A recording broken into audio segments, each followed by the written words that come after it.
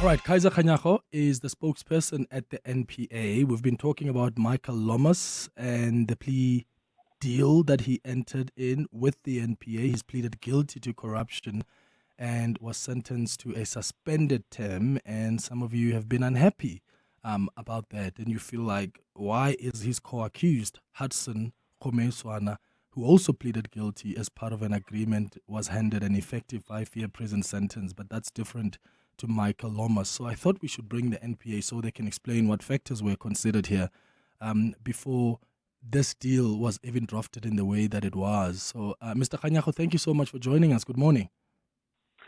Good morning, Clement, and good morning to the listeners at home. Yeah, help us make sense of this plea deal with Mr. Lomas.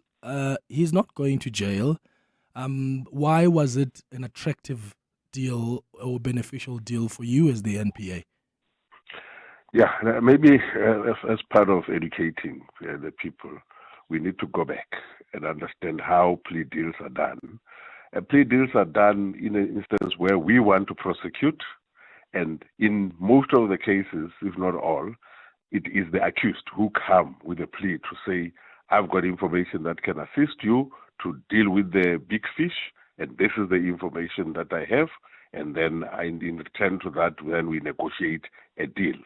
But not only do we negotiate a deal, we agree to something, but it still has to be put before a magistrate or a judge who will then determine whether it is fair.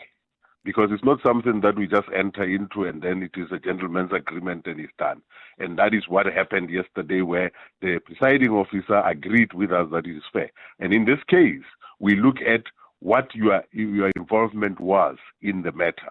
Therefore, you said the two people have got different arrangements. Yes, they do, because of the kind of involvement that they had. Mr. Lomas was the conduit. Mr. Khomeswana was his company, where he is the sole director, was involved in the transaction. So they used his company to loot this money and pay the kickbacks. Exactly. And therefore, their circumstances are not the same.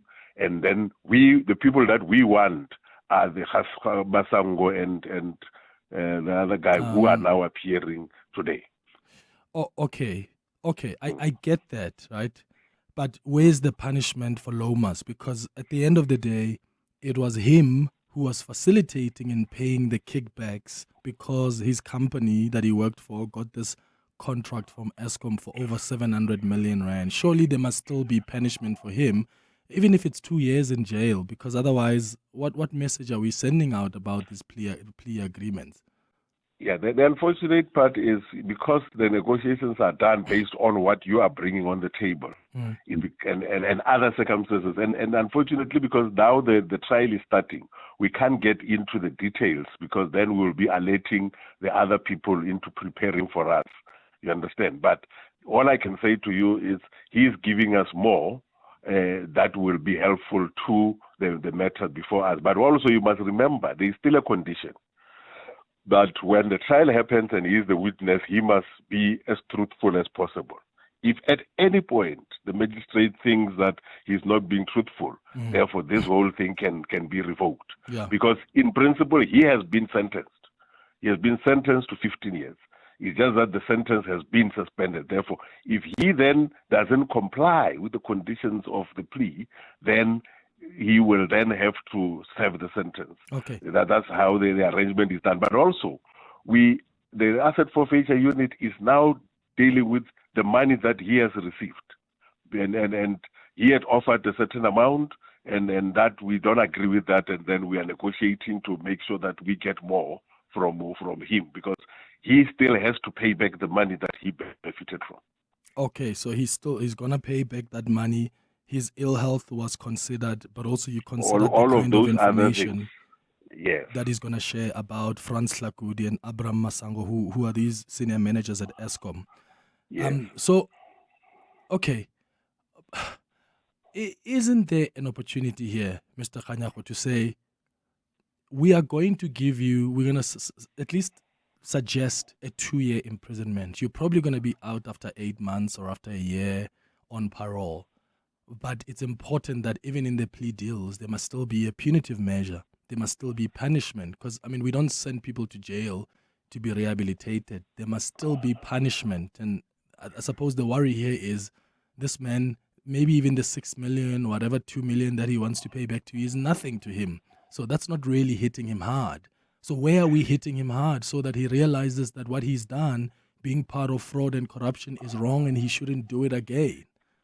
Yeah, you see, Clement, the issue of plea and sentencing agreement, there are many factors that are looked into, and there's toing and froing around it. And just an example of Matlala. Matlala is a good example. You remember when we wanted to enter into a plea agreement, we had indicated a certain a number of years. And we were putting all of these reasons, and then we agreed with them. Then the presiding officer looked at it and said, because of the involvement of Mr. Matlala, I don't think this is just. I want it to be increased to this amount.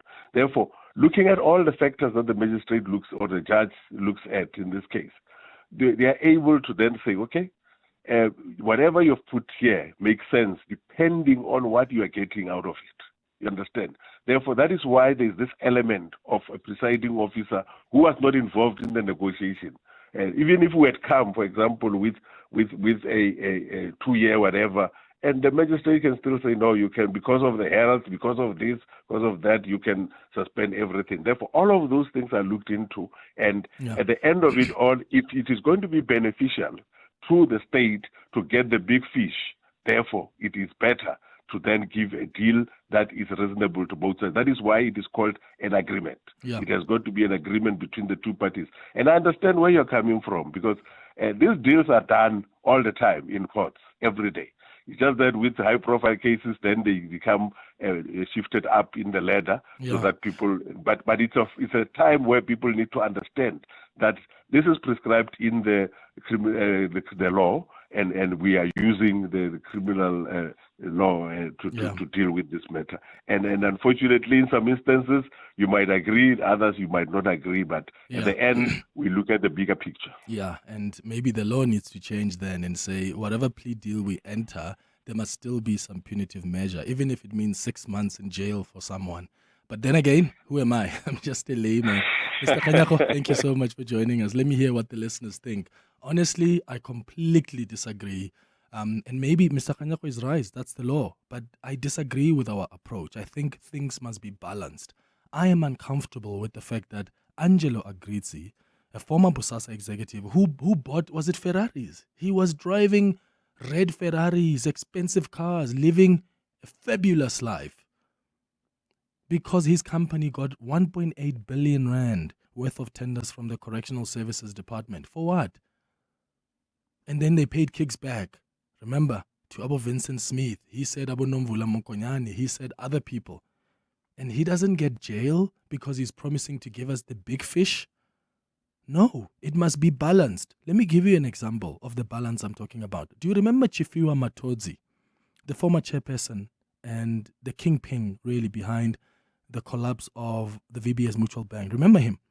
He entered into a plea and sentence agreement with the NPA in 2024, and he pleaded guilty to 33 counts of corruption, theft, fraud, money laundering, and racketeering.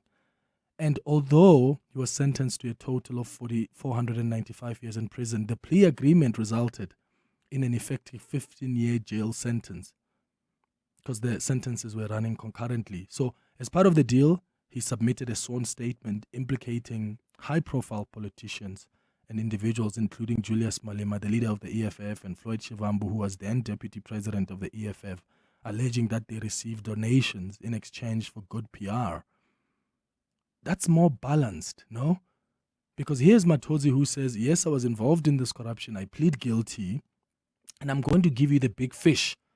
But the NPA still makes sure that this person will spend a few years in jail. We don't want these plea deals to create an impression that the rich can pay themselves out of jail. I guess that's where I'm concerned.